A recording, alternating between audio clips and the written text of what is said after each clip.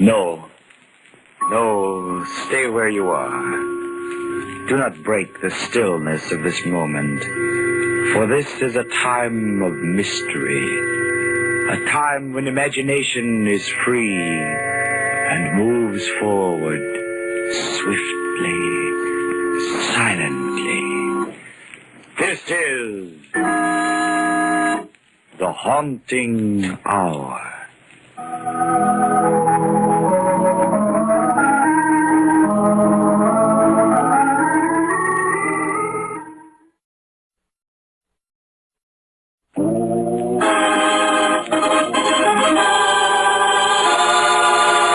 The Devil's Deep.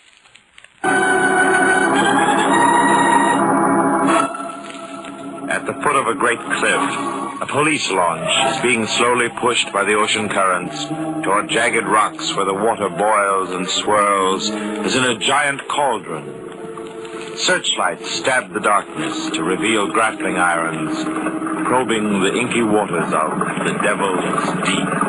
Hey, Inspector Bowman, Captain wants to know if he can turn the launch around now. He says Devil's Deep is no place to be caught when the tide turns. Tell him to hold it a minute, Sergeant. I think we got our corpse. Give me a hand pulling that rope. Okay. Yeah, why is it they always seem heavier when they're dead? Never mind the questions. Just get them over the side. Right. Okay? Yeah. Take her out, Cap. Yeah, we'll stretch him out on deck for you, Inspector Bowman. Drowned, eh? Maybe. Fell off the cliff up there. Swing that searchlight down here. He's the one I want, all right. Good gravy. Was another one? Yeah, two of them. Help me unbutton this coat. Well, in that case, you're lucky to have dragged up the one you wanted. You're telling me? I have two suspects back at headquarters. One of them is lying about how this guy was killed. Well, which was it? The fall from the cliff or drowning? Neither, Sergeant. Take a look at this bullet hole.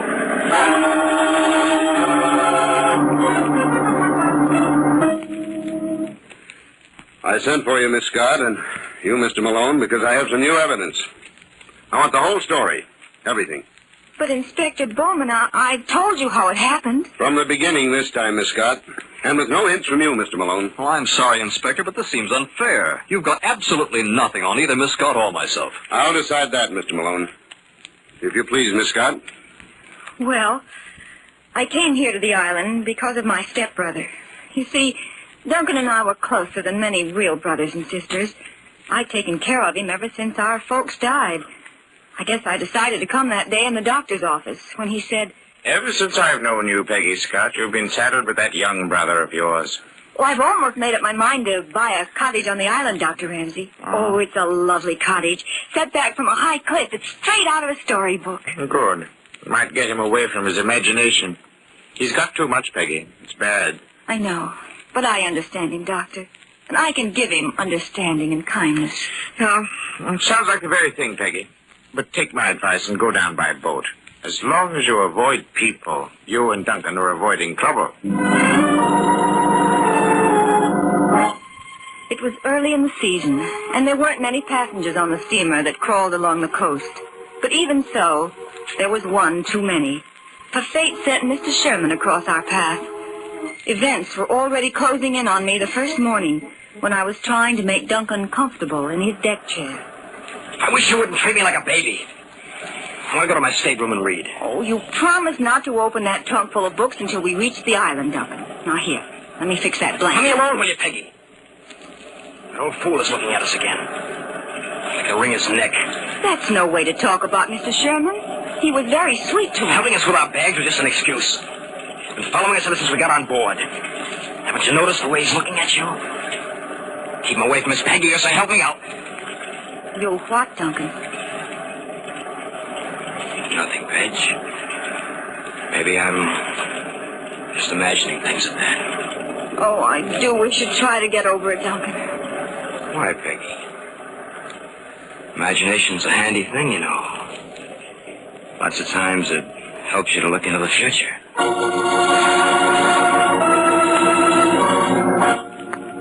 The future fast became the present. And on a ship, there's very little chance to escape it. Certainly, I never expected the train of events that harmless little Mr. Sherman's attention was to bring. I can still remember how apologetic he looked the next day when he finally found me alone. Well, it's a lovely day, Miss Scott, isn't it? You mind if I sit down? Oh, why, no, Mr. Sherman, of course not. Yeah. I confess I'm relieved your brother isn't on deck today, Miss Scott. I do believe he dislikes me. Oh, Duncan takes a bit of understanding, Mr. Sherman. He's not well. That hardly explains it, but, well, I'll make friends with the boy yet, you'll see. I hear you bought the place at Devil's Deep. Rather lonely place for just the two of you. You sound as though you've been on the island before, Mr. Sherman. Oh, come up every summer. Miss Scott, you know that chap over there? The one in the trench coat and the battered brown hat? Yes. This is the second time in the last hour I've caught him staring at me. Well, maybe he thinks he knows you. Well, we'll ignore him. No doubt you'll attract enough handsome young men without adding me to the competition. I must get around that brother of yours, though. Now, I'll drop down to his stateroom and have a chat with him. Oh, no. That is, I'd wait until he's feeling better. He might not be very friendly and... No? Well, now, don't you worry about that, young lady. I'll turn on the famous Sherman charm. That'll do the trick. My friends tell me it's fatal. Absolutely fatal. My stateroom was directly across from Duncan's in one of those passageways that leads onto the deck. When I retired that night, I left my door ajar in case he should call. I don't know how late it was when I awakened, but it was the sound of his door that brought me to with a start. Then after a moment, I heard something heavy being moved on deck. I got to the window in time to see Duncan pushing something through the lifeboats. Without stopping to think, I grabbed my robe and rushed out. I saw him leaning against the lifeboat, looking down into the water. Duncan! Duncan, are you all right? Well, hello, Pegs. Of course I'm all right. What are you doing out here? Well, I heard you, Duncan. You were moving something. Yeah. My trunk. Your trunk? With your books in it? That's right. I pushed it overboard. Oh, Duncan. Didn't you notice that man in the trench coat there beyond the lifeboat? Come on, let's go back. He's coming over here. Let him come. It's none of his business. Come along, Duncan. I'm not going to stand here and be made a fool of. Let's walk back to the room. All right. Watch your step, Peggy. I had to lift the trunk over that threshold thing. That's it. Well, good night. Not so fast, young man. You haven't even started for bed. I'm coming in. No, Peggy, leave me alone, will you? I don't want you in my cabin. Nevertheless, I'm coming in. Now, where's the light switch? Oh. Now, Duncan, I'm not going to move until I see you take your jacket off and stop. Duncan! Your books are piled up against the wall. They weren't in the... Duncan, what was in that trunk?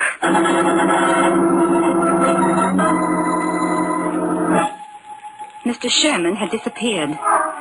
When we docked next morning, I looked for him. He didn't get off the boat. The purser hadn't seen him. I was frantic. I couldn't believe Duncan had... Anyway, I decided to go to the cottage first and then come back and phone Dr. Ramsey. As you know, there's no road to Devil's Deep. My stepbrother and I walked along the path through the woods. It was almost noon when we reached the house.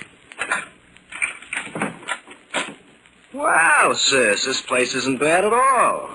Sort of wild and woolly. Hear that surf beating on the rocks down below? Leave the bags out here and go on inside, Duncan. Yeah, all right, sure. Say, this is all right, Peggy. Nice and cozy. Fireplace and everything. Oh, Duncan, if only... Duncan, sit down, dear. I've got to talk with you. Peggy, what's the use of questions? You know how I get mixed up sometimes? I forget things I've done? So I simply forgot I'd taken the books out of my trunk, that's all. You don't know how I want to believe you, dear, but Why don't you forget all about it, huh? I have. I feel better already. You ought to be glad that I've gotten out of the dumps. Oh, I am, Duncan. But after last night, What's that you've got there? A note. It was lying on the table. The cleaning woman must have left it. Here, let me see it. It's addressed to me, Peggy. I don't recognize the handwriting, do you? To you? That's strange. You could have gotten here before us. It's easy enough to find out. But we don't know anybody here. I couldn't... Duncan, what's the matter? What does it say? It says... People Hanged for murder. Oh, please, dear, don't look like that. Here, let me have it. If silence is worth $10,000, I'll forget about that trunk. Blackmail? But who? Suddenly I realized. The young man in the trench coat. Then almost as an afterthought, it came over me. Duncan had really killed Mr. Sherman. It was in the open now. It had to be faced. What are we going to do, Peggy? They'll hang me. You know they will. Please, Duncan, I've got to think. I couldn't help it, Peggy. I didn't know what I was doing. That old fool Sherman, he came to see me. He drove me to it. Oh, I suppose I knew what had happened all the time, but I didn't want to believe it. We'll have to go to the police, Duncan. No, I'll kill myself first. I won't do it. You got to help me, Peggy. You're the only one who can. Oh, I've tried, dear, and maybe I've only hurt you. Don't you see that somebody else knows now, even though the note isn't signed? Guy in the trench coat, sis. We can pay him off. Dad left you plenty. You can get the money. It wouldn't work, Duncan, even if it were right. Blackmail doesn't end anything. But it's my only chance, Peg. I'll kill myself if you don't. You know what Dad said when he died? You gotta take care of me. You'll get the money, won't you? Please, Peggy. All right, dear. I'll get the money.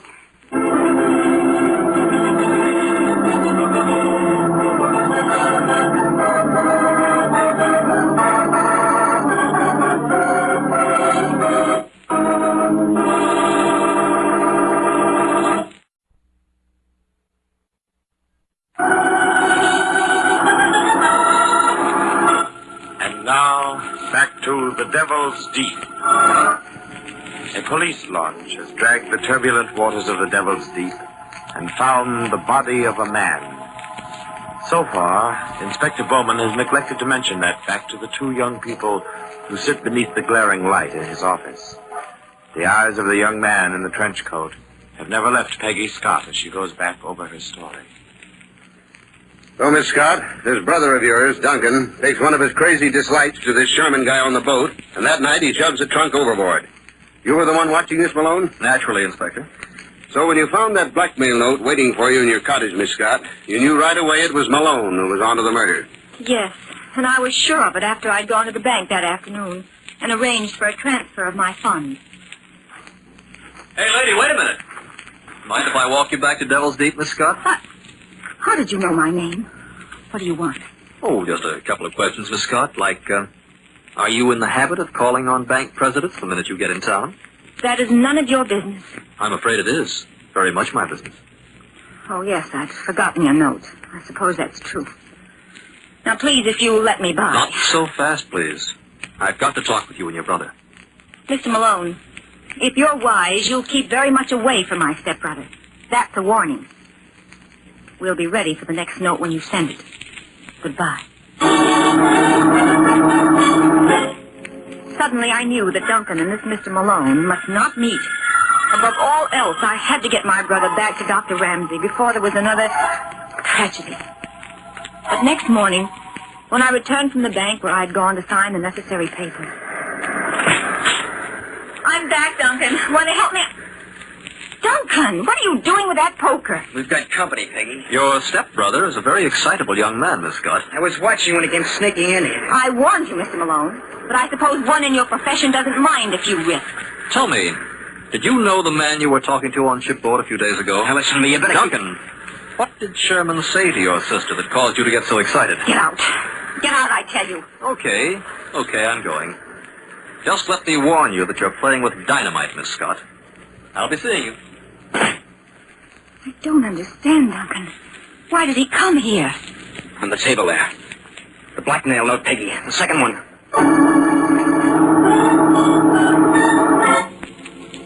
Like Mr. Malone, the note was confident and explicit, even to the denominations of the money to be tied into a package and brought to the cliff that night.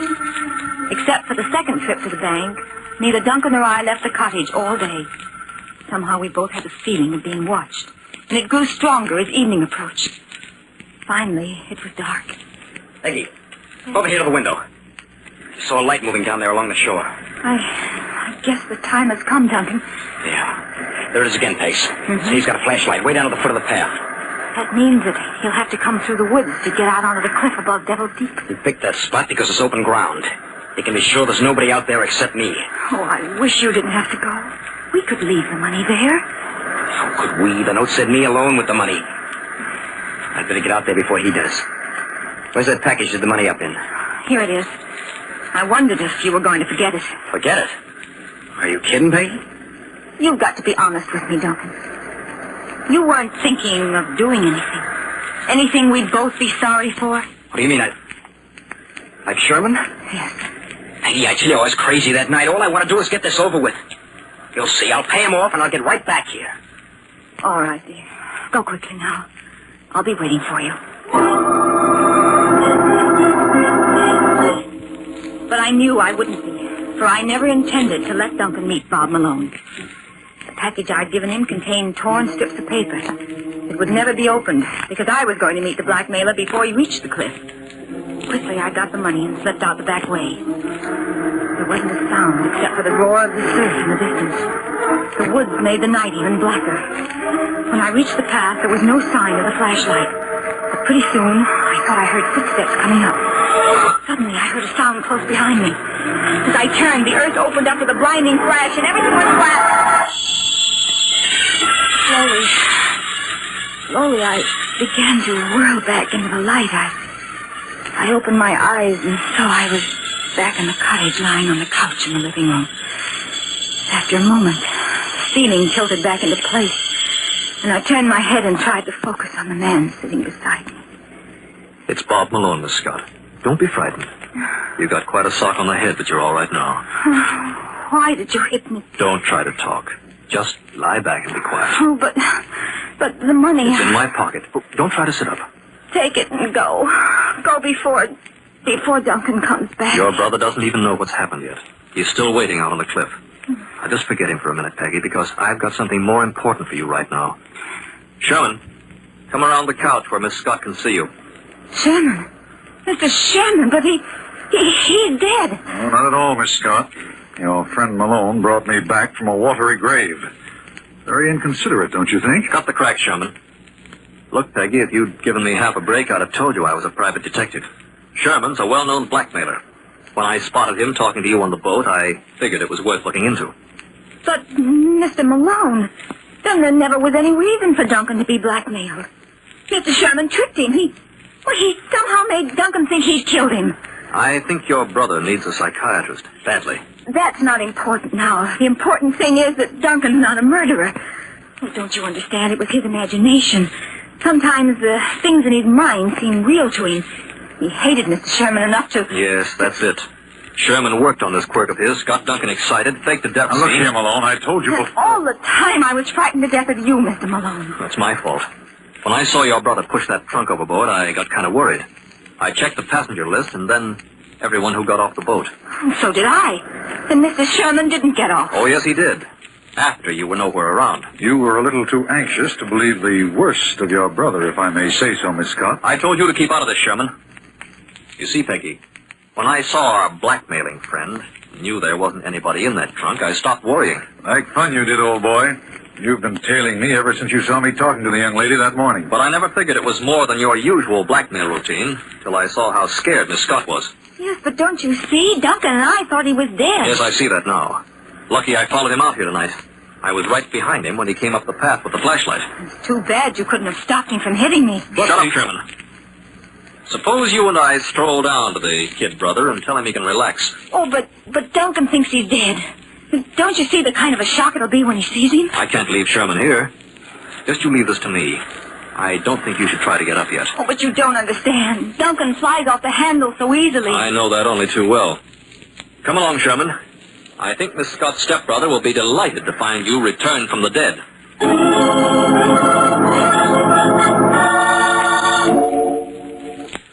Thank you, Miss Scott. I'll admit that up to this point, your story checks in every detail. But what actually happened afterwards out on that cliff? I don't really know, Inspector Bowman. I never saw Duncan or Mr. Sherman again. Mr. Malone was the only one to come back alive. I've told you what happened out there, Inspector, just as I told Miss Scott. Mr. Malone, you told me that when Duncan saw Sherman, the man he thought he'd killed, he flew into a rage and attacked him. That Sherman had a revolver, and during the struggle, he shot Duncan, and they both went over the cliff. I'm sure that's what happened, Inspector. I should have known that that's exactly what Duncan would do. I happen to know Sherman's record, Miss Scott. Blackmailer, yes. But he never carried a gun. That's what I thought. Why I didn't bother to search him. I'm afraid I can't believe him alone. We dragged the Devil's Deep an hour ago. We recovered Sherman's body. He was the one killed by the bullet. And you think maybe I took things into my own hands? If you didn't, I'm suggesting you tell us differently.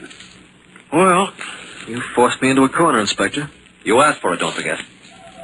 Let's go back to the moment Sherman and I left Miss Scott in the cottage near the cliff. There was a bright moon as the blackmailer and I headed toward the spot where young Duncan sat on a rock, staring down into Devil's Deep. I wonder what Duncan's going to say when he sees me, Malone. I do make a rather healthy corpse, don't you think? That's your worry, Sherman. But I wouldn't like to be in your shoes.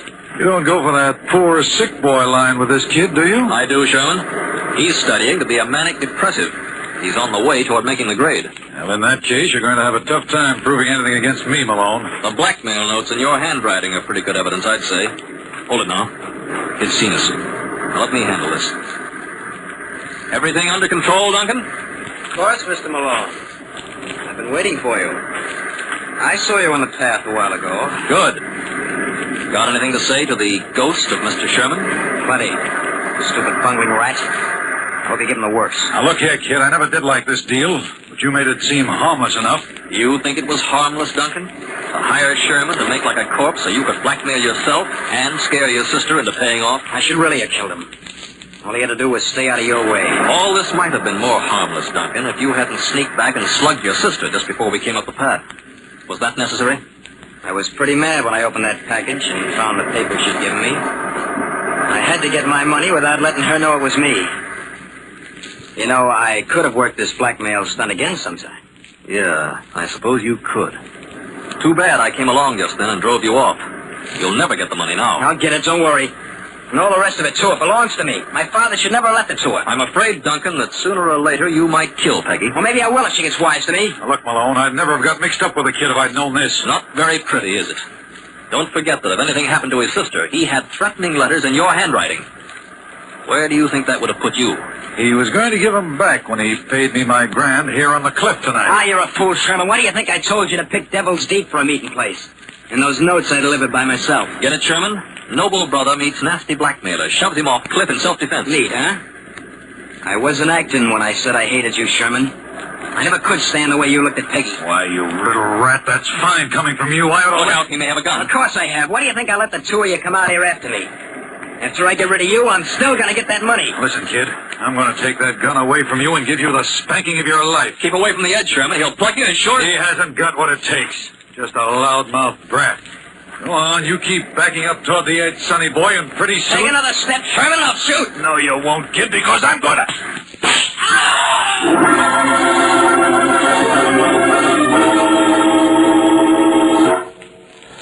That's the story, Inspector. I didn't tell it because I hoped Miss Scott wouldn't have to know. Sorry it had to come out this way, Miss Scott. Oh, if only I could have helped him. You tried. But Duncan was really dangerous. Maybe it's just as well that fate stepped in and took a hand. As though some evil force had claimed him. Yeah. The Devil's Deep.